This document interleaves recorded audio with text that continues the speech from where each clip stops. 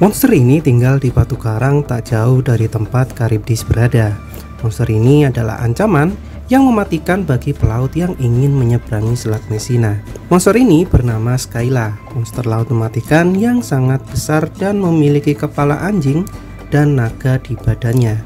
Saat melintasi Selat Messina, para pelaut akan dihadapkan pilihan mematikan, yaitu mau mati dihisap oleh Charybdis atau mati dimakan Skyla.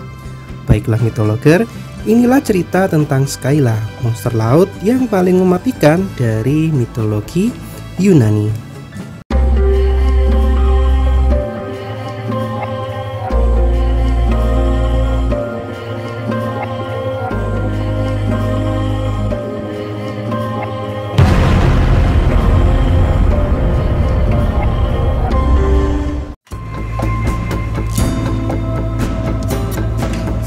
Skyla digambarkan sebagai monster laut raksasa hibrida. Bagian atas adalah wanita cantik yang mengerikan, memiliki kepala anjing di bagian perutnya, memiliki 6 kepala naga, berleher panjang yang mengerikan, dan memiliki kaki seperti tentakel gurita. Kepala naga yang panjang ini akan menangkap satu kru kapal dari setiap masing-masing kepalanya jika ada kapal yang melintas di daerah kekuasaannya. Skyla diceritakan hidup bersebelahan dengan monster laut Charybdis di Selat Messina. Kalau Skyla hidup di karang batu, sedangkan Charybdis hidup di dasar laut Selat Messina. Jarak Selat Messina ini sangat sempit. Jika ada pelaut kuno yang melewati Selat Messina, mereka akan dihadapkan ke dalam pilihan yang sulit, mau mati dihisap Charybdis atau mati dimakan Skyla.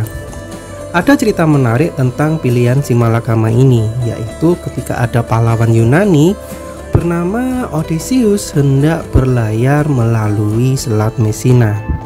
Sebelum masuk ke perairan Selat Messina, Odysseus disarankan untuk berlayar mendekati Skyla saja. Karena saat menghadapi Skyla, risiko terbesarnya dia hanya kehilangan 6 orang krunya. Sedangkan jika berhadapan dengan Charybdis, dia bisa kehilangan kapal dan seluruh krunya. Hal ini dikarenakan Skyla hanya memakan orang sejumlah kepala naganya yang berjumlah 6 kepala. Akhirnya Odysseus memilih untuk menghadapi Skyla dan hanya kehilangan 6 orang kru kapalnya saat bertarung menghadapi Skyla. Pilihan sulit sih memang, tetapi harus diputuskan jika ingin tetap hidup. Keputusan ini berhasil membuat Odysseus tetap hidup dan sebagian besar krunya berhasil melewati Skyla tanpa cedera. Asal-usul monster Skyla ada beberapa versi. Saya akan menceritakan versi dari Hyginus, salah satu penulis dari kerajaan Romawi. Dikisahkan Skyla adalah seorang gadis muda yang memiliki paras yang cantik dan menawan. Banyak pria yang menyukai kecantikan Skyla, tapi dengan rendah hati Skyla menolak semua orang yang menyukainya. Kecantikan Skyla juga menarik perhatian dari dewa laut bernama Glaucus.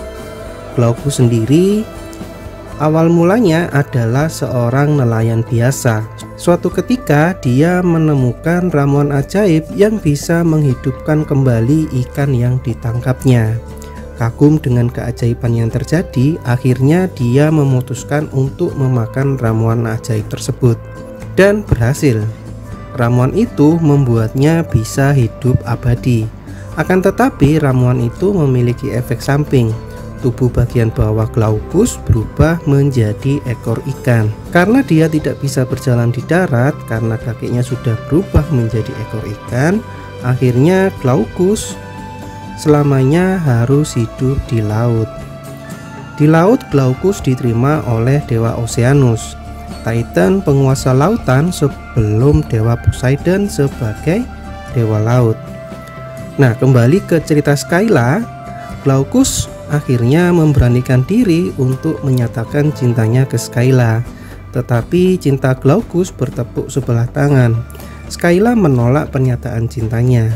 Tak kehabisan akal, Glaucus akhirnya menemui penyihir terkenal bernama Circe. meminta bantuan untuk membuat Skyla jatuh cinta kepadanya. Nah, ternyata si Circe ini sebenarnya juga menyukai Glaucus. Circe mengatakan kalau dia menyukai Glaucus dan memohon Glaucus untuk mencintai dirinya dan meninggalkan Skyla. Toh Skyla juga telah menolak cintanya. Tetapi Glaucus tidak tertarik dengan Circe. Dia berkata kalau akan tetap mencintai Skyla selama Skyla masih hidup. Circe sangat marah mendengar hal ini, namun dia terlalu mencintai Glaucus untuk menyakitinya. Jadi Circe ingin melampiaskan amarahnya kepada Skyla. Skyla menggunakan kekuatannya untuk membuat ramuan ajaib yang bisa mengubah bentuk seseorang. Circe diam-diam menuangkan ramuan ini ke dalam kolam tempat biasanya Skyla mandi. Saat Skyla masuk ke dalam kolam, perlahan dia menyadari perubahan aneh dari tubuhnya.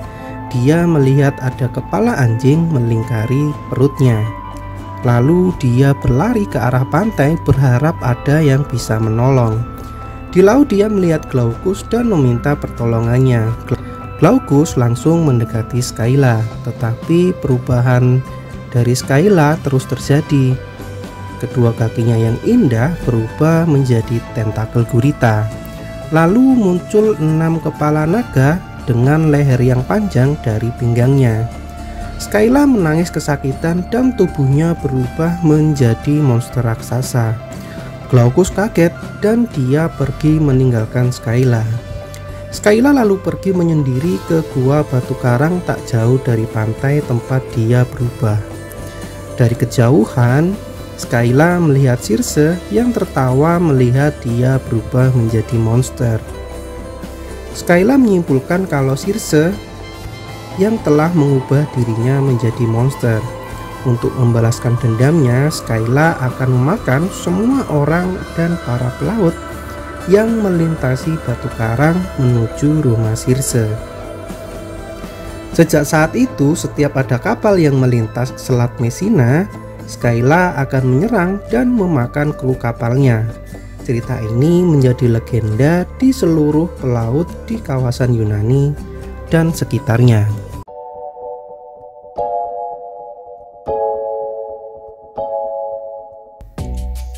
Kisah Charybdis dan Skyla sangat melegenda dan sering muncul di kisah petualangan para pahlawan Yunani. Sebut saja Odysseus, Jason, dan Argonaut hingga Hercules. Oke, nanti akan saya buatkan video yang menceritakan petualangan dari para pahlawan yang melintasi Selat Messina ini ya. Jadi ditunggu saja videonya. Baiklah mitologer, sepertinya sampai di sini dulu cerita mitologi kali ini. Terima kasih sudah menonton. Jumpa lagi di cerita mitologi selanjutnya. Saya Wahyu, undur diri until next time dan bye-bye.